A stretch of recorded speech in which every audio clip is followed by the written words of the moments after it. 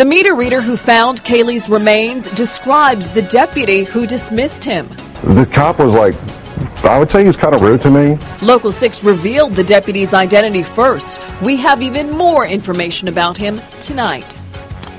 And good evening, I'm Bob Fryer. And I'm Jacqueline London. Local 6's Tony Pipitone broke this exclusively at 6 o'clock. And since that time, we've learned even more about the deputy who Roy Kronk described as rude in a national TV interview. But not because he wanted to talk to Local 6. In fact, he shut the door on our reporter Jessica D'Onofrio when she went to ask him questions. She's live tonight at the Orange County Sheriff's Office. Jessica, what have you discovered since we first got his name? Well, Jackie, he was hired here at the Sheriff's Office back in 2006 and assigned to patrol the area where little Caylee's body was found. We tried to track him down tonight, but he had nothing to say to us. Hi, Deputy King.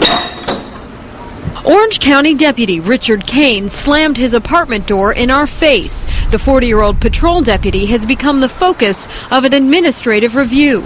The Sheriff's Professional Standards Office is trying to figure out if any policies were violated when the deputy responded to a call that could have solved the Caylee Anthony mystery way back in August. Well, there was water there in August, and I guess the deputy didn't want to go out into the water to look at the bag. Utility worker Roy Kronk spoke out today about Kane on Good Morning America. Kronk found the toddler's remains in December down the street from the Anthony home.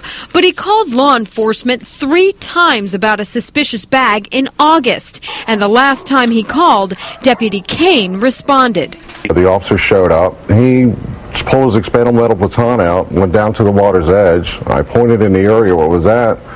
He just swept his head back and forth and said, I don't see anything. Deputy Kane dismissed the bag as trash only, and the matter is still under review. But Kronk did mention that his encounter with Kane wasn't pleasant. The cop was like, I would say he was kind of rude to me.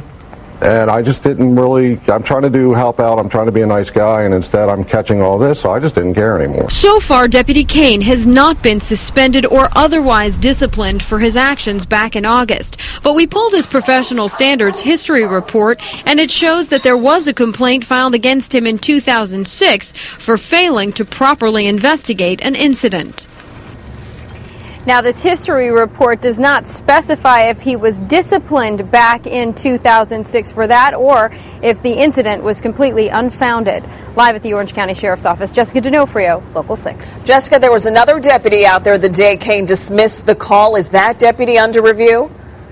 No, she's not, Jackie. Actually, she just came by in her patrol car that day. She pulled up, asked if he needed any help. He waved her off and said he had it all taken care of. So she is not under review. Jackie?